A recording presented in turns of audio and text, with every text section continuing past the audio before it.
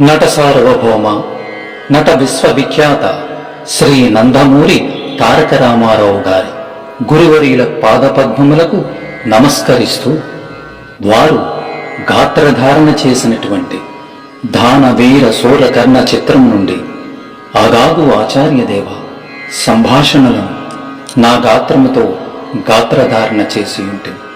అందరి తప్పిదములను మన్నించమని కోరుచు మీ శ్రేయోభిలాషి మధు. ఆగాగు ఆచార్యదేవ ఏమంటివి జాతి నపమున సూతసుతుని కిందు నిలువ అర్హత లేదుందువా? ఎంత మాట!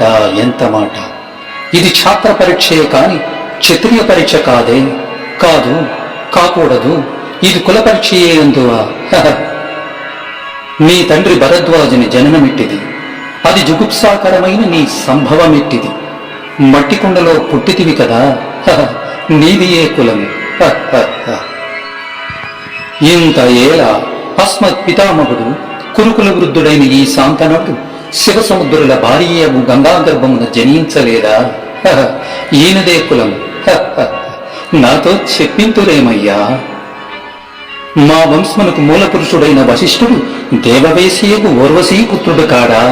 అతడు పంచమజాతి కన్యయగు అరుంధతి యందు శక్తిని, ఆ శక్తి చండాలాంగుని యందు పరాసురుని, ఆ పరాసురుడు పల్లెపడుచు మత్స్యగ్రంథి యందు మా తాత వ్యాసుని, ఆ వ్యాసుడు విధవరాండ్రైన మా పితామహి అంబికతో మా తండ్రిని, పినపితామహి అంబాలికతో మా పినతండ్రి పాండురాజును, మా ఇంటి దాసీతో ధర్మ నిర్మాణ జనుడిని మీచే కీర్తించబడుచున్న ఈ విదురదేవుని కనలేదా? సందర్భావసరములను బట్టి క్షేత్రబీజ ప్రాధాన్యముతో సంకరమైన మా కురువంశము ఏనాడో కులహీనమైనది కాగా నేడు కులము ఎను దీర్ఘవాదములెందులకు